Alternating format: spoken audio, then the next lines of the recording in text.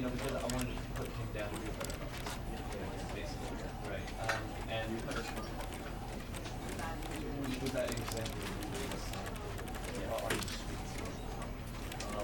does it work does it still work? Can you be able to support you with like going and the same thing? Or does it have to be you know what?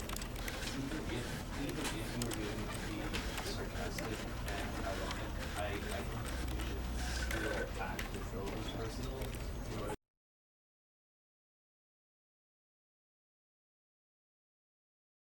This is the story of a man named Stanley. Stanley worked for a company in a big building where he was employee number 427. Employee number 427's job was simple. He sat at his desk in room 427 and he pushed buttons on a keyboard. Orders came to him through a monitor on his desk, telling him what buttons to push, how long to push them, and in what order. This is what employee 427 did every day of every month of every year. And although others might have considered it soul-rending, Stanley relished every moment that the orders came in, as though he had been made exactly for this job. And Stanley was happy. And then one day, something very peculiar happened. Something that would forever change Stanley. Something he would never quite forget.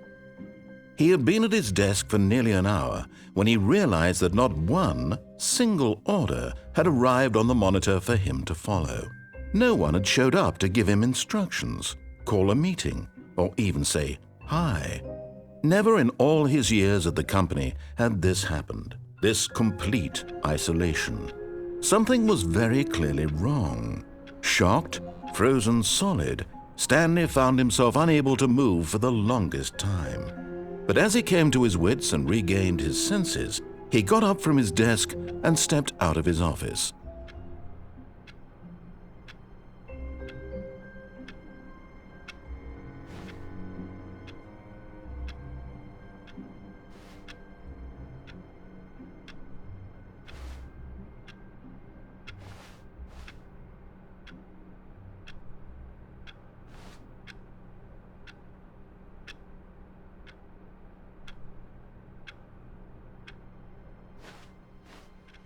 All of his co-workers were gone. What could it mean? Stanley decided to go to the meeting room. Perhaps he had simply missed a memo.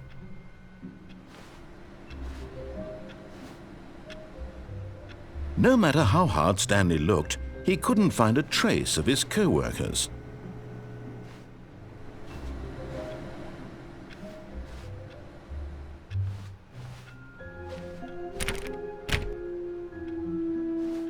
Stanley went around touching every little thing in the office, but it didn't make a single difference, nor did it advance the story in any way. Oh, please. Are you really just doing this for the trophy?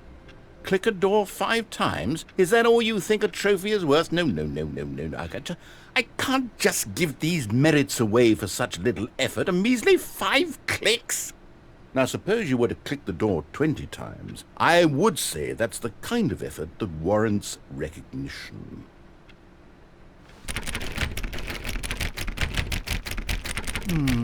I have to say, I'm still not feeling the satisfaction of witnessing true effort for a noble cause. Perhaps 50 clicks will do it. Yes, almost certainly 50 clicks.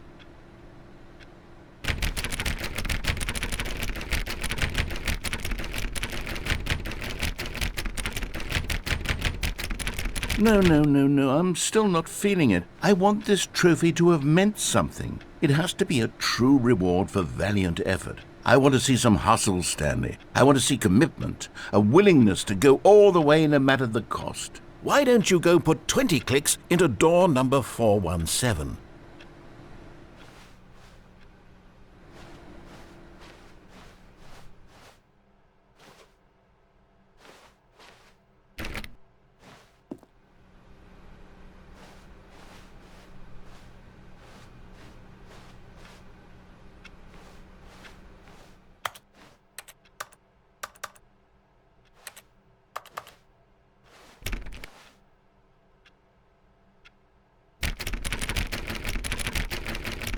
Oh, great. Now, go click a few times on door 437. Excellent. I think we're getting somewhere. Now, door 415. Let's give it 10 clicks or so. Now, back to door number 437. See, how about you click on, well, I don't know, the copy machine? All right, back to room 417. I'm really feeling it now. I think we're getting somewhere. Okay, now go climb on employee 419's desk.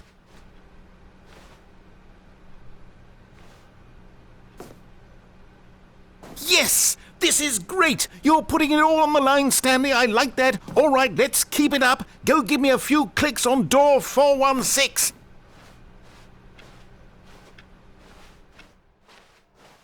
We've almost got it! Now the copy machine, do that one again! Finish it off, Stanley! 5 clicks on door 430! Yes! We did it! Oh, wow. That felt amazing. Oh, you really earned it, Stanley. Nothing could hold you back. Yes, I'm very proud of how far we've come today.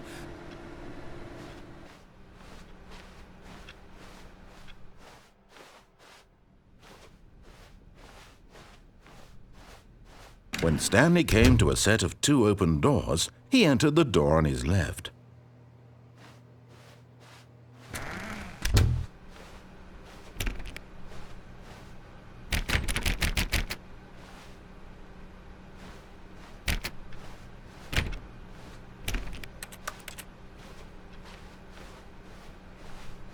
Yet there was not a single person here either. Feeling a wave of disbelief, Stanley decided to go up to his boss's office, hoping he might find an answer there.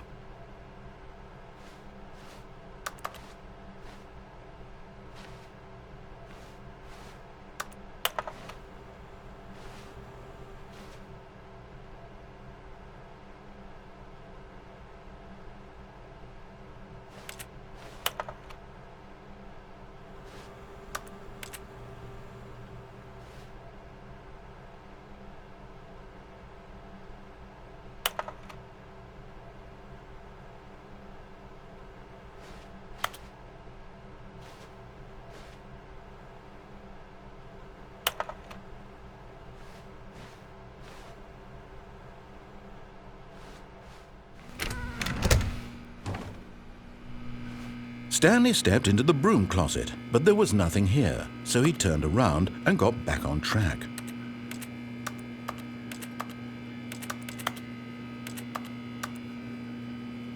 There was nothing here.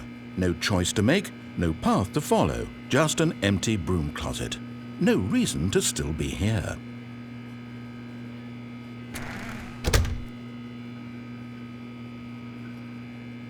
It was baffling that Stanley was still just sitting in the broom closet.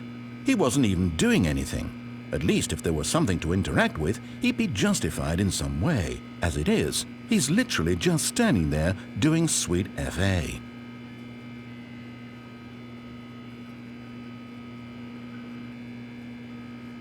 Are you really still in the broom closet? Standing around doing nothing? Why? Please offer me some explanation here. I'm genuinely confused.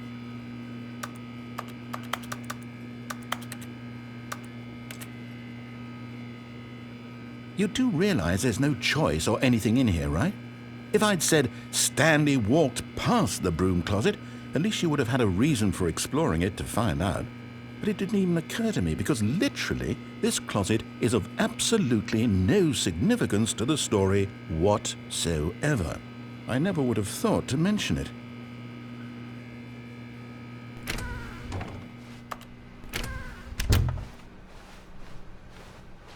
Coming to a staircase, Stanley walked upstairs to his boss's office.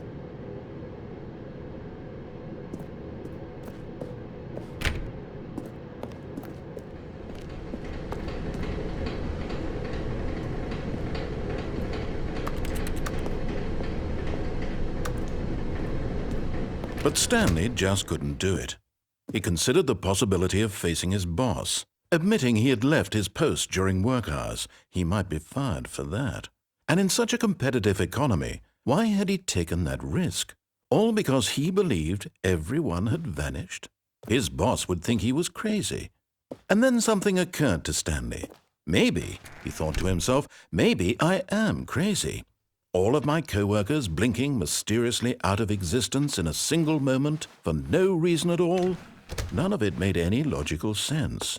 And as Stanley pondered this, he began to make other strange observations. For example, why couldn't he see his feet when he looked down? Why did doors close automatically behind him wherever he went? And for that matter, these rooms were starting to look pretty familiar. Were they simply repeating?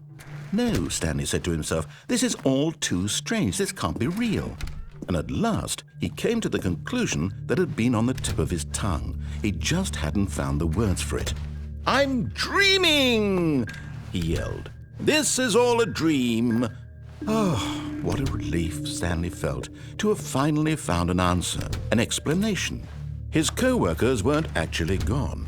He wasn't going to lose his job. He wasn't crazy after all. And he thought to himself, I suppose I'll wake up soon. I'll have to go back to my boring real-life job pushing buttons. I may as well enjoy this while I'm still lucid. So he imagined himself flying and began to gently float above the ground. Then he imagined himself soaring through space on a magical starfield, and it too appeared. It was so much fun, and Stanley marveled that he had still not woken up. How was he remaining so lucid? And then perhaps the strangest question of them all entered Stanley's head. One he was amazed he hadn't asked himself sooner. Why is there a voice in my head dictating everything that I'm doing and thinking? Now the voice was describing itself being considered by Stanley, who found it particularly strange. I'm dreaming about a voice describing me, thinking about how it's describing my thoughts, he thought. And while he thought it all very odd and wondered if this voice spoke to all people in their dreams, the truth was that, of course, this was not a dream. How could it be? Was Stanley simply deceiving himself, believing that if he's asleep, he doesn't have to take responsibility for himself? Stanley is as awake right now as he's ever been in his life. Now, hearing the voice speak these words was quite a shock to Stanley. After all, he knew for certain, beyond a doubt, that this was in fact a dream. Did the voice not see him float and make the magical stars just a moment ago? How else would the voice explain all that? This voice was a part of himself too. Surely, if he could just... He would prove it. He would prove that he was in control, that this was a dream. So he closed his eyes gently, and he invited himself to wake up. He felt the cool weight of the blanket on his skin, the press of the mattress on his back, the fresh air of a world outside this one. Let me wake up, he thought to himself. I'm through with this dream. I wish it to be over. Let me go back to my job. Let me continue pushing the buttons. Please, it's all I want. I want my apartment and my wife and my job. All I want is my life exactly the way it's always been.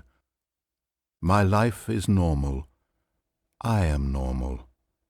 Everything will be fine. I am okay.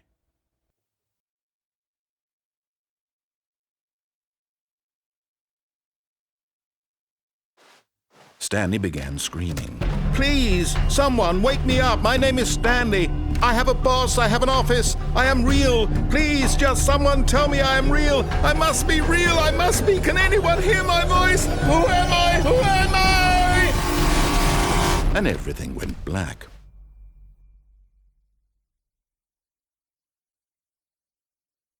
This is the story of a woman named Mariella. Mariella woke up on a day like any other.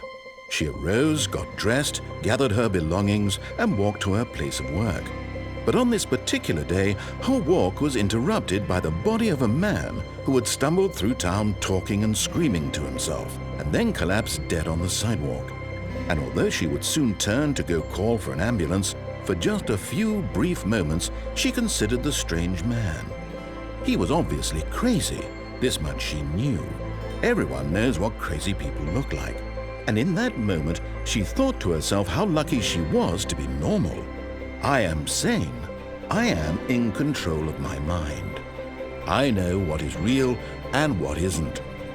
It was comforting to think this, and in a certain way, seeing this man made her feel better. But then she remembered the meeting she had scheduled for that day, the very important people whose impressions of her would affect her career, and by extension, the rest of her life. She had no time for this, so it was only a moment that she stood there, staring down at the body. And then she turned and ran.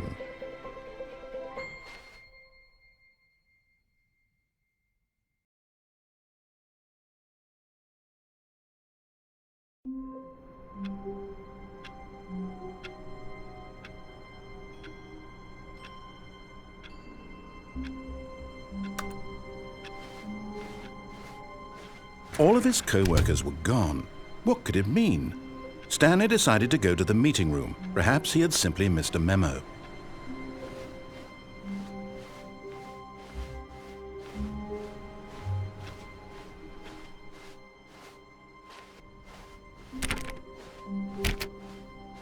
When Stanley came to a set of 2 open doors, he entered the door on his left.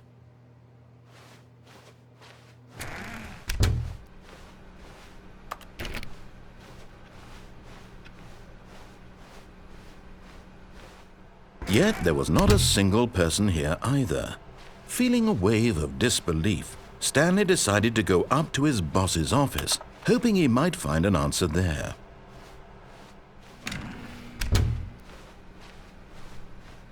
Coming to a staircase, Stanley walked upstairs to his boss's office.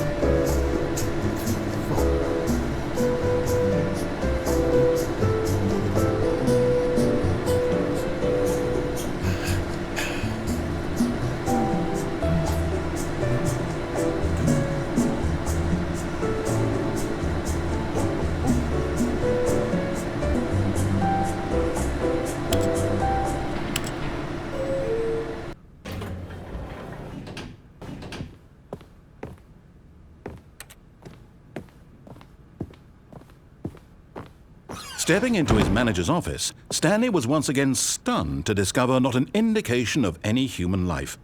Shocked, unraveled, Stanley wondered in disbelief who orchestrated this, what dark secret was being held from him. What he could not have known was that the keypad behind the boss's desk guarded the terrible truth that his boss had been keeping from him, and so the boss had assigned it an extra secret PIN number, 2845. But of course, Stanley couldn't possibly have known this.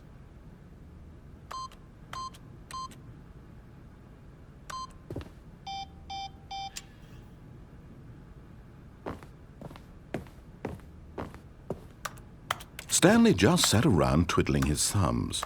Trying to input anything on the device was useless, since he could never possibly know that the combination was 2845.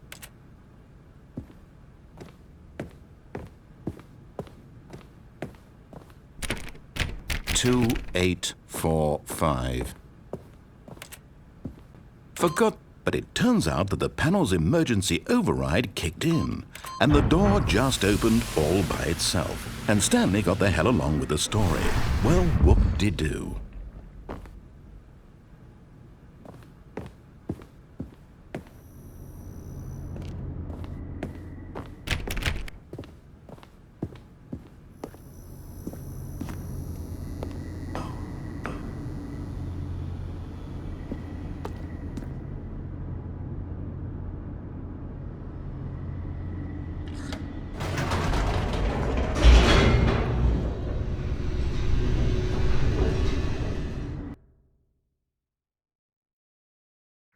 Descending deeper into the building, Stanley realized he felt a bit peculiar. It was a stirring of emotion in his chest, as though he felt more free to think for himself, to question the nature of his job. Why did he feel this now, when for years it had never occurred to him? This question would not go unanswered for long.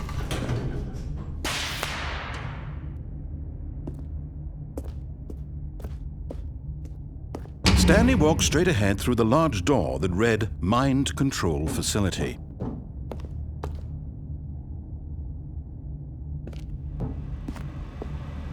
Although this passageway had the word Escape written on it, the truth was that at the end of this hall, Stanley would meet his violent death.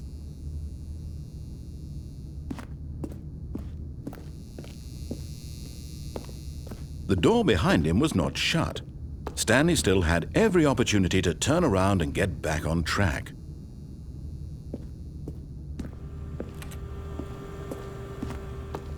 At this point, Stanley was making a conscious, concerted effort to walk forward and willingly confront his death.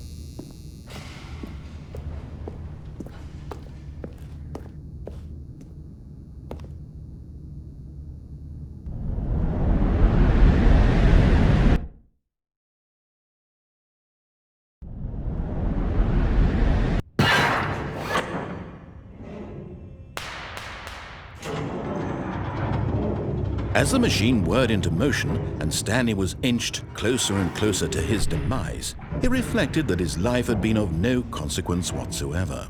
Stanley can't see the bigger picture. He doesn't know the real story, trapped forever in his narrow vision of what this world is. Perhaps his death was of no great loss, like plucking the eyeballs from a blind man. And so he resigned and willingly accepted this violent end to his brief and shallow life. Farewell, Stanley.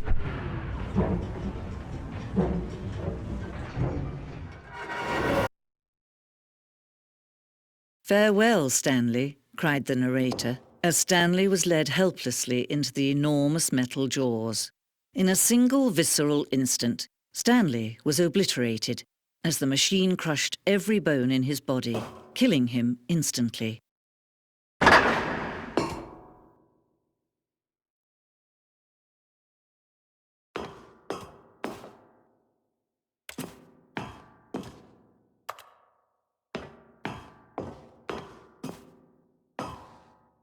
And yet it would be just a few minutes before Stanley would restart the game, back in his office, as alive as ever.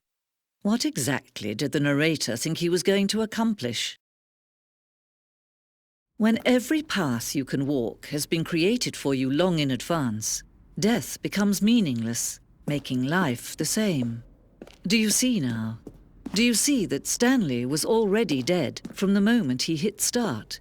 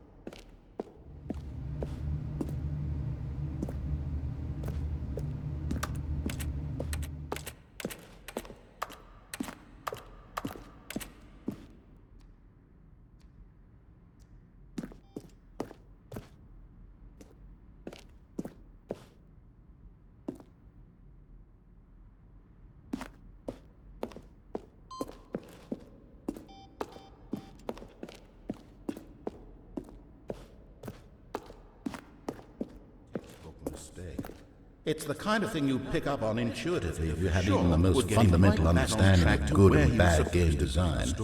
But of course, you being you, you'll probably spend the next hour trying to solve it. Here, I'm just going to make this easy on you.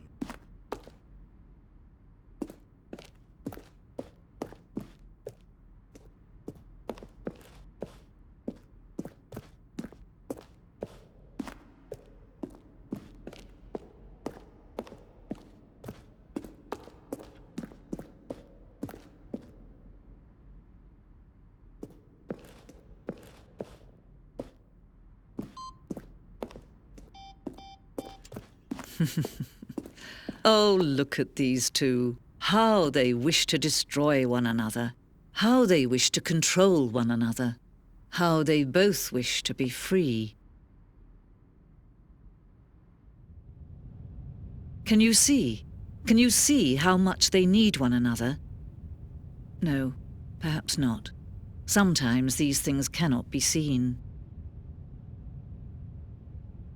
But listen to me. You can still save these two. You can stop the program before they both fail. Turn off your PlayStation. There's no other way to beat this game.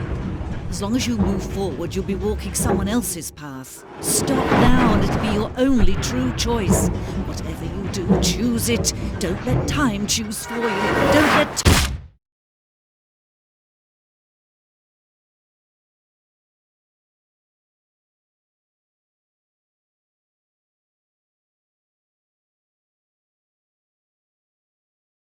Thank you.